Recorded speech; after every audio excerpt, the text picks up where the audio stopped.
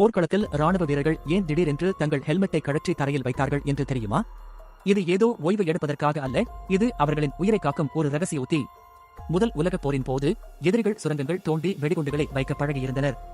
அப்போது வீரர்கள் தங்கள் உலோக ஹெல்மெட்டை தரையில் வைத்து அதன் மேல் காதை வைத்து கவனிப்பார்கள். இது ஒரு சென்சார் போல செயல்பட்டு மண்ணுக்கு அடியில் நடக்கும் மிகச்சிறிய தோண்டும் சத்தத்தையும் பெரிதாக்கி காட்டி அவர்களை எச்சரிக்கும். பிரெஞ்சு வீரர்களின் வினோத துப்பாக்கி.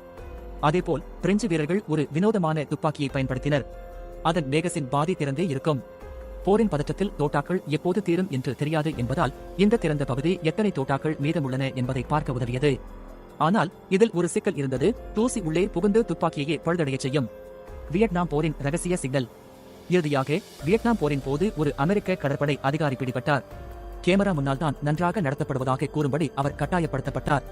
ஆனால் அவர் புத்திசாலித்தனமாக தன் கண்களை இணைப்பதன் மூலம் மோஸ்கூட் முறையில் சித்திரவதை என்று செய்தி அனுப்பினார். இதை பார்த்து உளவுத்துறை அவரை பத்திரமாக மீட்டது. இதுபோன்ற வியக்க வைக்கும் வரலாற்று தகவல்களுக்கு இப்போதே சப்ஸ்கிரைப் செய்யுங்கள்.